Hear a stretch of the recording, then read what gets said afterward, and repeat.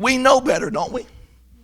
We know better. And yet, you and I will leave this place tonight, and sometime in the course of the next day, week, month, or year, we will do something we know not to do, and yet, with all the consequences and all the understanding and all the warning, we'll find ourselves in remorse, in regret, because we've done it again.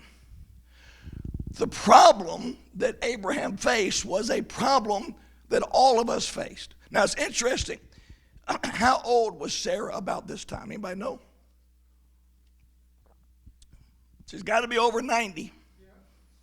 She's got to be over 90. So, this perhaps, and we're going to speak as adults tonight. Most of us are adults. We're going to speak as adults tonight. This perhaps is not purely a sexual problem. One writer said this. One writer said, Abraham's concern was probably not because Sarah looked like a young beauty at 90 years of age. We can surmise that she was reasonably attractive at that age. But more importantly, she was connected to one of the richest, most powerful men in the region. In that day, a harem was sometimes more of a political statement than a romantic or physical statement. So the first problem that Abraham deals with is, hey, I've got a lot of stuff, and this stuff is important to me. And Abimelech says, hey, he's got a lot of stuff. If I take one of his sisters, I'll get into the stuff. So write this down. People love stuff. Money. Now, money is not the root of all evil. The love of money is the root of all evil. Stuff is not the root of all evil. The love of stuff is the root of all evil. You will do the same thing that you know not to do because you're tempted by something you do not have that you want. Number two, one writer said she had to be completely rejuvenated to have a baby. And maybe, according to Morris, this was the best looking 90-year-old you've ever laid your eyes on. Now, I used to preach this, and I'll preach it again sometime, but you know, when God touched Abraham and he looked at Sarah, he looked at her in a whole new way. And boy, that mean business picked up, right? Number two, you'll do stuff you ought not do because of something you want. You'll do stuff you ought not do because of someone you want. Men want women. Women want men. And we know better. We know the consequences. We know the catastrophe. But we want stuff, money, possessions. We want pleasure. We want that woman, that man. We want that boy, that girl, whatever the story is. And so the problem with sin, listen, there's not a lot of new sins you got to worry about. It's the same sins over and over, wanting what you don't have and wanting who you don't have. Number three, not only do we have a problem of sex and money, but we want to be the boss, control, power. If Abimelech can tie into Abraham, and watch this, if Abraham can tie into Abimelech, we've got more control of the region. 3 areas of life that will always ruin you. 3 areas of life that are constant. 3 areas of life that will mess you up. 3 areas of life that you can mark down. When somebody gets in trouble, almost every time is one of the same 3 areas. Money, the opposite sex, control or power. My father said one time, he said, Brent, when a man fails, it's money, women, or power. I mean, I cannot tell you what other criteria it is. When you face a problem, it's over someone you don't have, something you don't have, or some position you don't have. And you will do something wrong knowing you should not because your want is stronger than your warning. Write that down. That was good. Your want is stronger than your warning. I told a young preacher the other day, I said, one of the things that happens that the Lord has taught me over the years, when an awful thought crosses my mind, stop thinking of how wonderful the awful thought is. Start thinking immediately of the consequences that are sure to befall you. So number one, the problem, what's Abraham facing? Money, women, and power. Number two,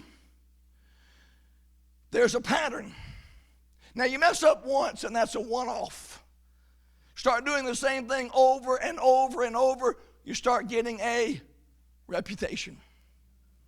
The first time we go to Egypt, it's just, oh, I'm nervous, I'm afraid. Okay, you're my sister. Now we come to Gerar. Let's do that again. It didn't work great, but I didn't die. It didn't work great, but we didn't lose everything. It's not the best, but I'm going to come to a moment and explain why we do this. Now, I want to show you a verse that I've never seen before. It's in the text. You've seen it. I've never seen it. Go with me. Go with me to verse 13. Go with me to verse 13. Wait a minute. Yep. Not only is this happening in Egypt, not only is this happening in Gerar, what does it say at the end of verse 13? Every place whither we shall come, say of me, he is my brother. It wasn't just the two recorded times. Everywhere they went, we lied. To the point where the lie now supersedes the truth. Anybody ever met somebody that will work harder to lie to you than to tell you the truth? I have. There's been a few people in my life that I promise you, the truth is just ABC, easy peasy. The lie is a hard way around, and they would rather lie to you than tell you the truth. Why? Because it's become part of their DNA. It's now a pattern. They almost can't help themselves. I've got some people in my life, if they tell me in the morning the sky is blue, I got to go outside and look. Because I just can't trust anything. Because the pattern now is no matter what it is, they're going to lie. Even when they don't have to. He did not have to lie everywhere he went, but he chose to lie everywhere he went. Why? Because once you start repeating the process, you will become the victim of the process. I told you I wasn't going to raise my voice.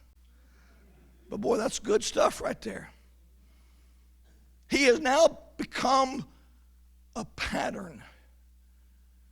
It's become part of his DNA. It's become a habit. It's become something that he's got to overcome. Number three, the pattern. Let me give you this before I give you the pattern. The third thing. It was now becoming easier to slip into the habit of lying than to tell the truth. Now watch this. Age does not automatically sanctify a person. Yielding to the Spirit over and over again. But if you're not careful, you will become an old person with the same awful habits you had as a young person. Well, I'm going to grow out of this. That's the stupidity of the wild oat theory. Well, let them sow their wild oats. Dear friend, wild oats have a vicious return. You may sow the wind, you'll reap the whirlwind. You say, well, they're just a young person. They're lying now. A young person that lies becomes an old person that lies. A young person that exaggerates the truth becomes an old person that exaggerates truth. I'll never forget when I first pastored in Texas, having my first 2 or 3 year old temper tantrum. No, it wasn't me. I was older than that. But seeing a temper tantrum being thrown at church as a pastor, and I remember thinking, man, they need to nip that in the bud, said the great theologian Barney Fife. Nip it in the bud, right? And the parents laughed.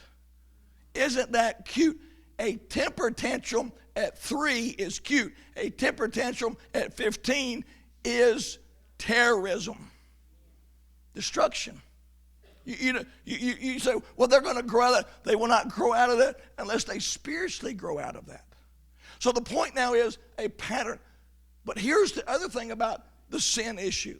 When you commit the same sin, and now Abraham is a person of influence, watch what happens. When Abimelech is confronting Abraham, he also confronts who? Sarah. And look what he says down in verse number, let's see, go all the way down. Oh, I lost the place. Hang on just a second. 16? Nope, that's not it. No, it's up earlier. Hang on. 5, verse 5. Look at verse 5. She said he not unto me, she is my sister. Now watch this. And she, even she herself said, he is my brother. In the integrity of my heart and the innocency of my mind, of my hand, have I not done this? Abimelech is saying, now God, he lied to me, but she also. Number 3, you make others a partaker in your sin. When you have to lie, the people around you will either have to confront you with your lie or partake of the lie with you.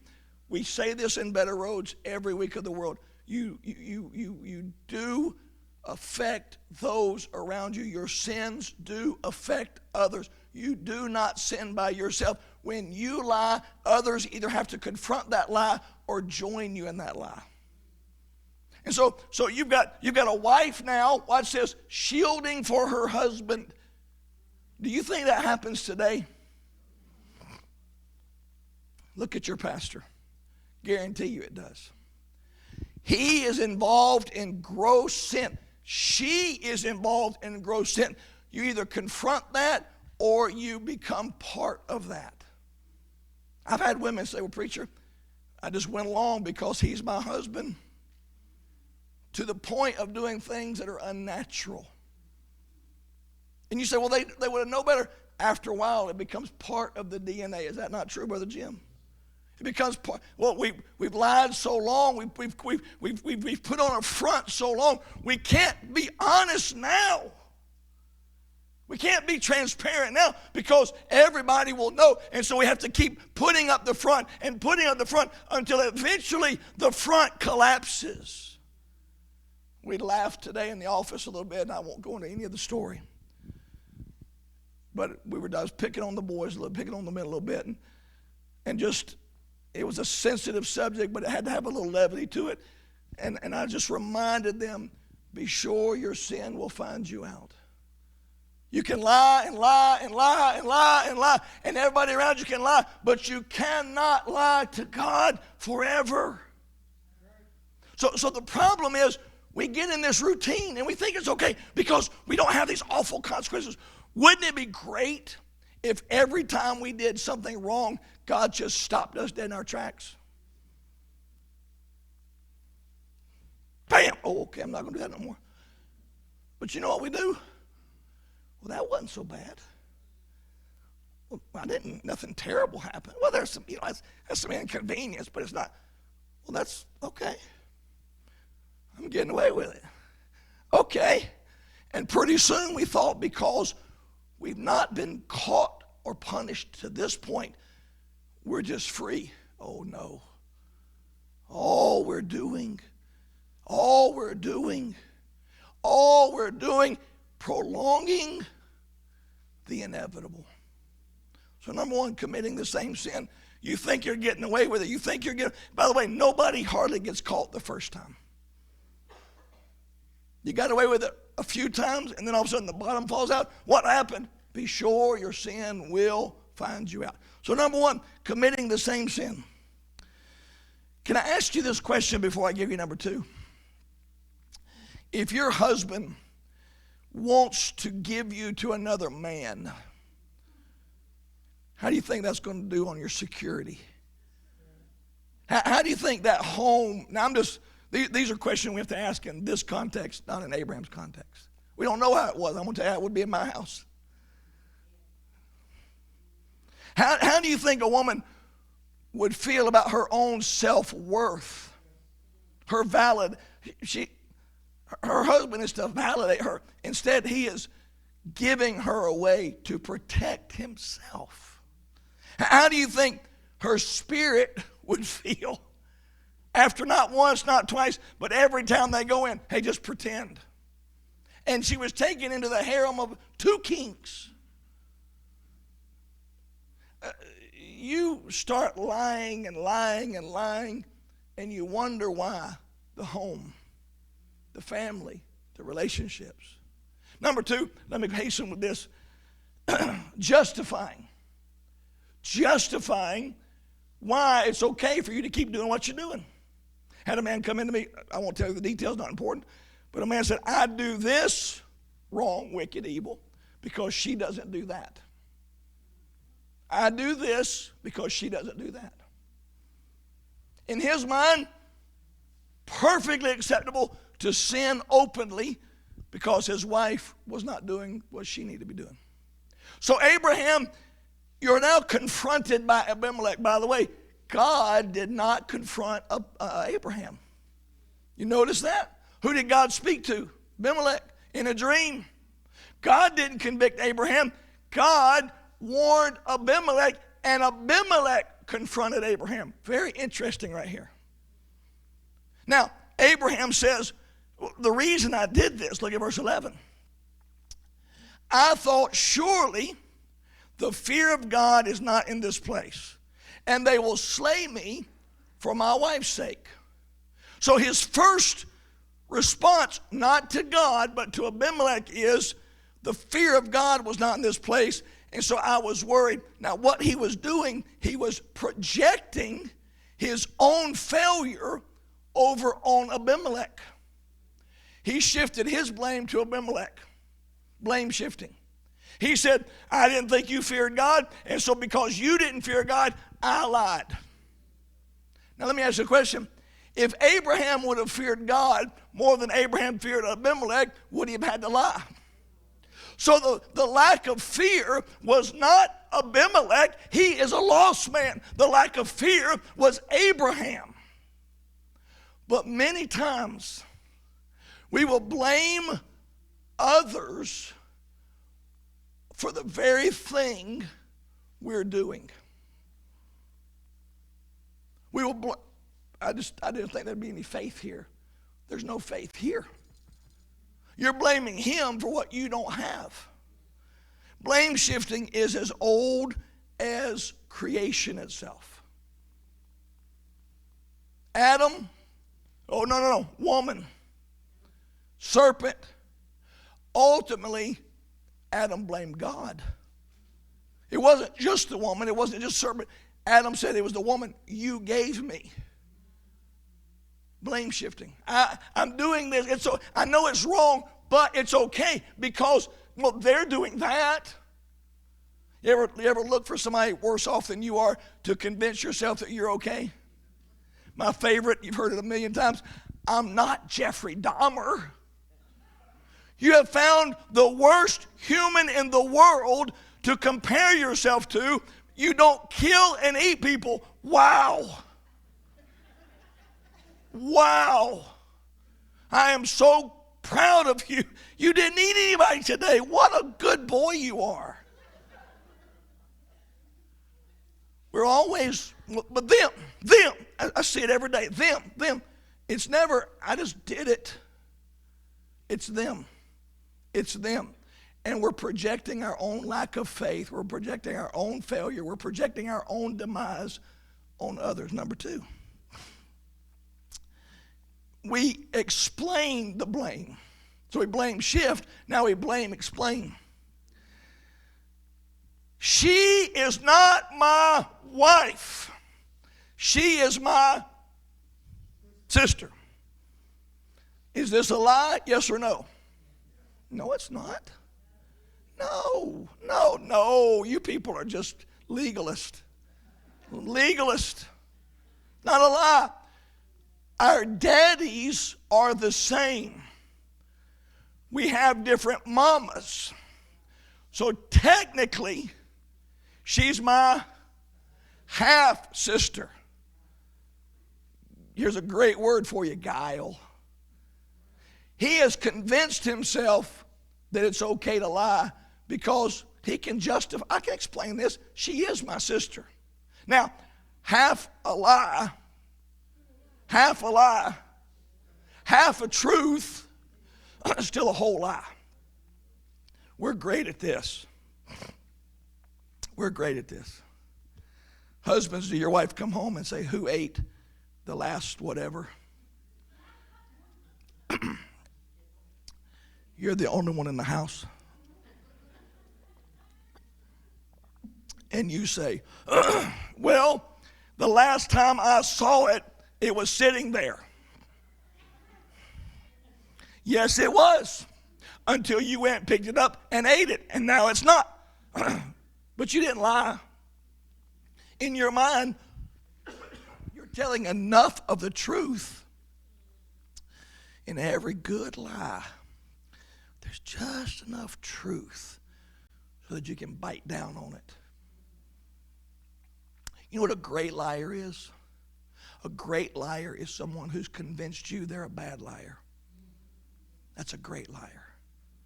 A great liar has convinced you that you're wrong, I'm right. I couldn't lie to you. I'm a terrible liar. My wife, she'll say something to me, and she'll say, she'll know.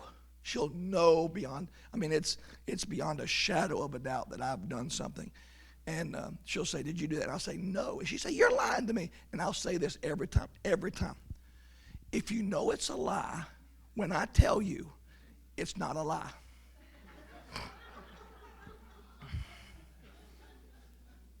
I'll be in the pantry. I love the pantry.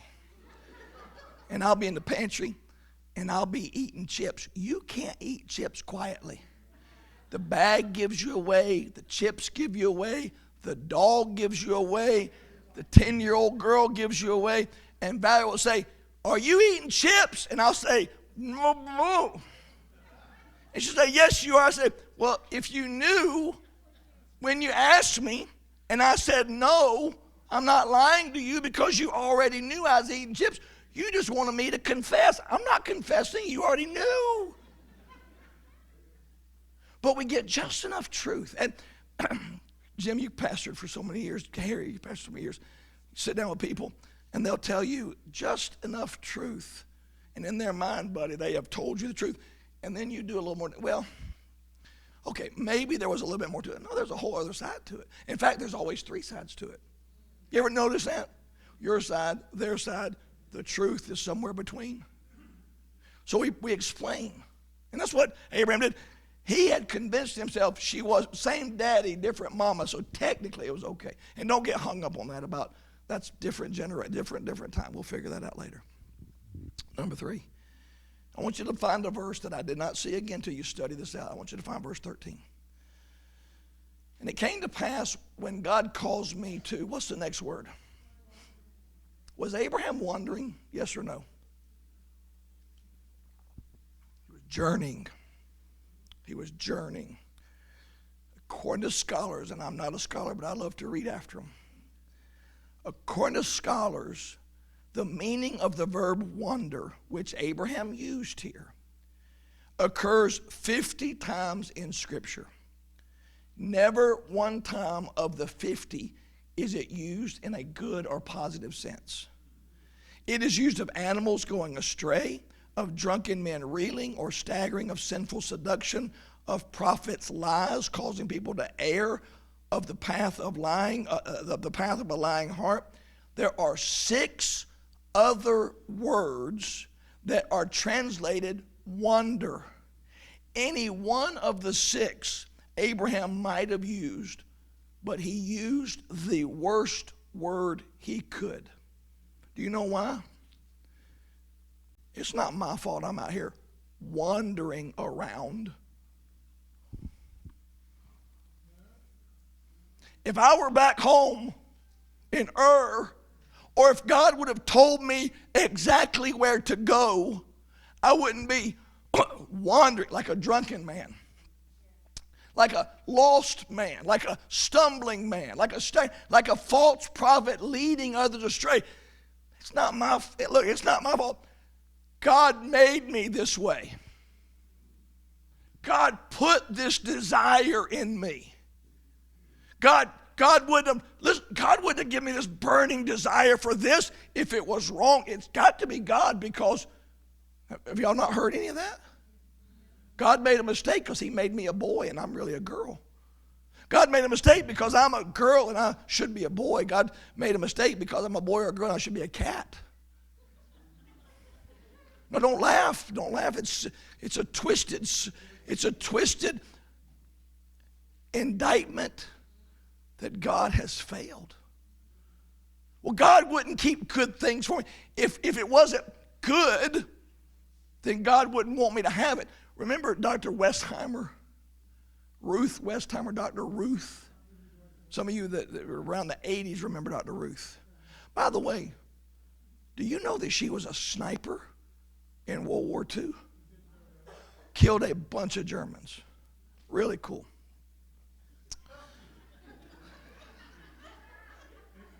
It's a tidbit because I'm about to be mean to her now because I was nice to her then.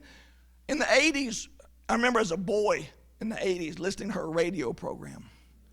And boy, she'd come on, I think maybe the weekend or something, and she'd say, now listen, whatever feels good, whatever you want to do.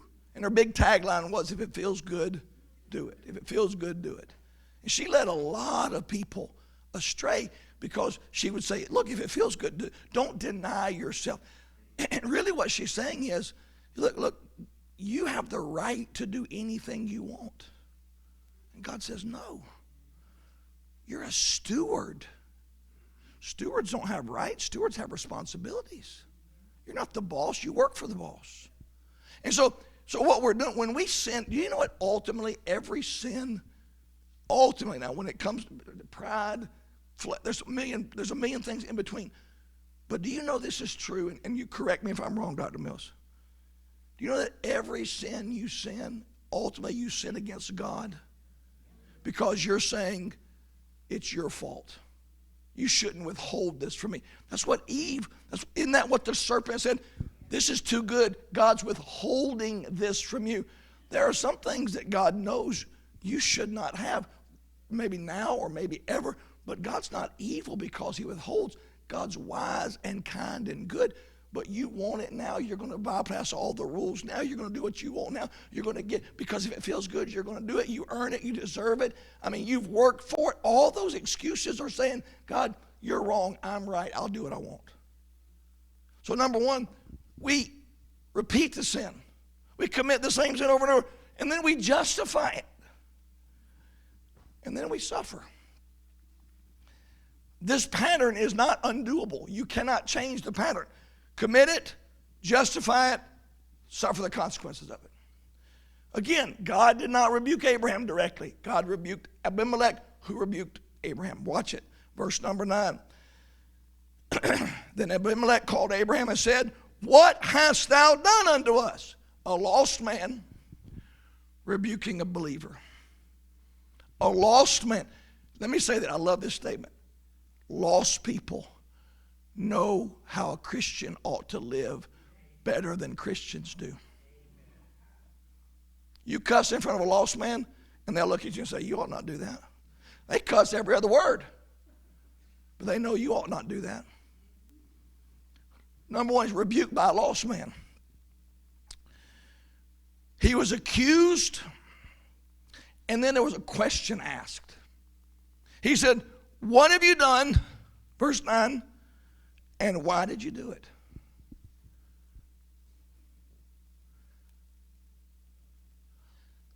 I'm pausing for effect because I think that's what happened.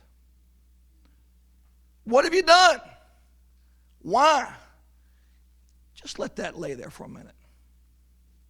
Tell the lost man how God's not big enough to take care of you. Tell the lost man how you, the father of the faithful, don't have enough confidence in God to believe him. Tell the lost man how you were willing to throw your wife under the bus for your own safety. Tell the lost man what a sorry, rotten excuse for a husband and a man you are. I'm glad God didn't rebuke Abraham. I'm glad he allowed Abimelech, because that's just worse. You expect God. God knows. Tell the lost man why you're living like a fool. Tell the lost man. Tell the person you witnessed to last week why you're such a fool this week. It's just brutal. When you get caught in your sin, it's just brutal. By the way, never soften conviction. Never soften. When God's working, let him work. Let him stew. Let him cook, as the kids say nowadays. Let him cook. Let's leave that there. He was rebuked by the lost man. Number 2. Rewarded by the lost man. You say, well, how is that a punishment? Verse 14, go down. And Abimelech took sheep, oxen, men servants, women servants, gave them unto Abraham, restored unto him his wife. Abimelech said, here's the land before thee, dwell where it pleaseth thee. Does your mind go back a few chapters to another event where Abraham was dealing with a lost king? Anybody remember that story? King of who? King of Sodom. King of Sodom. And what did the king of Sodom say? Oh, take all the stuff. Take all the stuff. And this is a great thought. Stay with me on this one.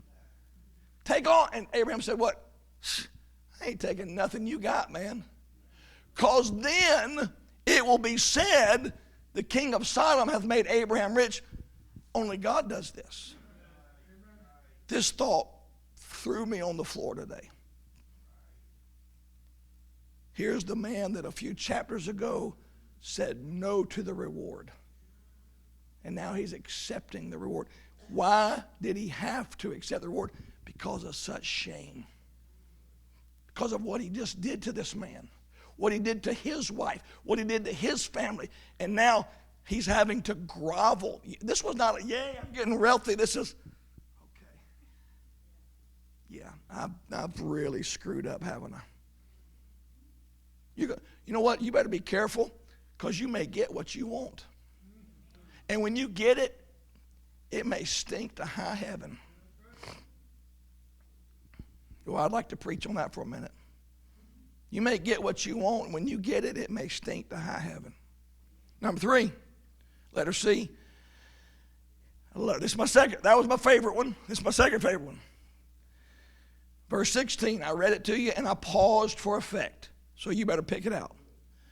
And unto Sarah, he didn't let Sarah off the hook. Abimelech said unto Sarah, he said, behold, I have given thy. You talking about a sarcastic sting? That ain't your husband. That ain't a man. That ain't a leader.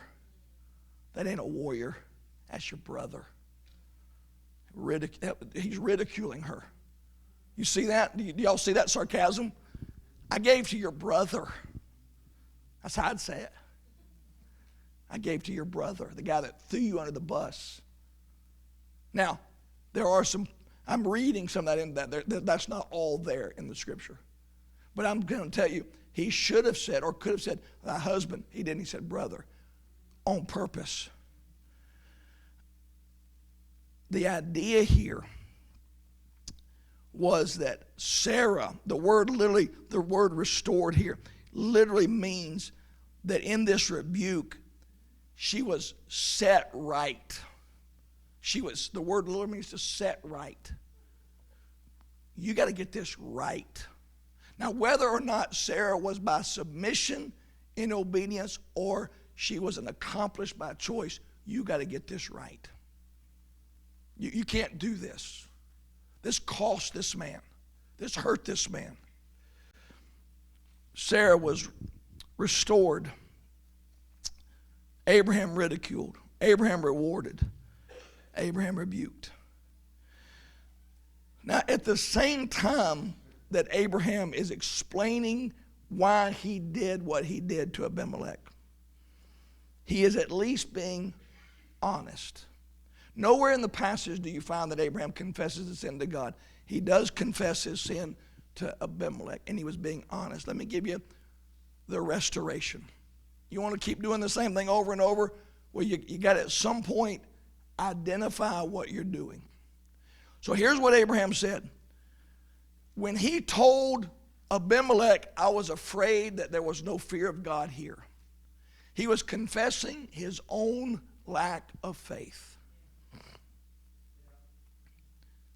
You cannot be helped until you be honest. You cannot be helped until you be honest. You cannot be helped until you be honest. As long as you stay at number 2, where you're justifying, you will never change. And guess what you'll do? 3rd time, 4th time, 5th time, 6th time, 7th time, 8th. You'll just keep repeating the same sin. Or you can confess. Now, thankfully, this is the last time we see Abraham committing this same sin.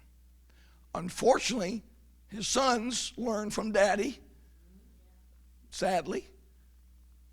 But you've got to confess. I had no faith. Number 2, Abraham is a prophet, and that's what God told Abimelech. I will pray for you. You've got to intercede. You've got to intercede. You have wronged these people. Abraham wasn't to pray for himself. Abraham was to pray for those he wronged. Abraham was to pray for those he wronged. You know what's going to help you get over bitterness and anger and frustration better than anything else? Pray for those you've wronged. Pray for those who've wronged you. There's intercession. There's confession. Finally, there's restoration. God healed Abimelech. God opened the wombs of his wife and those in his home. They part ways. Abraham goes to the next journey. This is, to me, the hardest part of being a pastor. Seeing the same people do the same thing over and over. How many times have been with me a long time? Some of you have been with me a long time. What have I said 1,000,000 times? Boy, I'd love to see you make some new mistakes. Let's make some new mistakes. Let's stop making the same mistake over and over. You know what it is? It's spiritual maturity when you go on to another level, another level. If you just keep doing the same thing over and over and over. It's the most frustrating thing I deal with. Just to look, you see it in your children. You see it in people you love. You're doing the same thing. You're going to get the same results, and you think it's going to be better. Same thing, same results, same thing, same results. That's insanity. Doing the same thing, expecting different results, that's not going to change. At some point, you got to say, stop. Stop. I blew it here because of lack of faith. I blew it here because I didn't trust God. There's 1,000,000 reasons I did this. I'm sorry, I'm wrong. I'm not going to justify, but as long as we're willing to pass the blame, as long as we're willing to tell God it's his fault or because of circumstance or situation, I get so frustrated with people. Well, I was just born into this family. If God has ever delivered anybody from a family like that, God will deliver you. Well, I was this or I was, yes, I get it. Well, you know, it's just my nature. I'm Irish, therefore I drink. You know, that's that old stereotype, right? Well, I'm such and such. I'm Latin American. I have a fiery temper. No, you just don't have control by the Spirit of God. I don't care if you're Irish or Latin American or redneck from Georgia. If you don't have control of your spirit, it's not because you're Italian or it's not because you're Spanish or it's because you haven't yielded your members to the Spirit of God. Stop justifying why you do what you do. My family's alcoholic. There's a long, long line of alcoholic Stancils. By every right, my daddy should be an alcoholic and I should be an alcoholic and my son should be alcoholic. But my daddy said, no, I'm not going to do that. That's not what God wants me to do. I broke that chain, broke that cycle. My wife's family, alcoholics, drunks, rum runners, My mother's mother and father, alcoholic. I mean, it should be, by right, we should be where so many others are. But my father and her mother and father and her grandfather said, enough's enough. We're not going to justify, we're not going to excuse, we're not going to blame, we're going to own. A man that will own his sin can have victory over his sin. But if you won't own it and confess it and deal with it, you're going to duplicate it again and again. And right now you're 20 or 30 or 40, and you're going to say, well, I'll grow out of it. No, you won't. You'll just be an old duplicator. Right? Confess it, own it, forsake it, deal with it. But don't repeat it. Don't repeat it.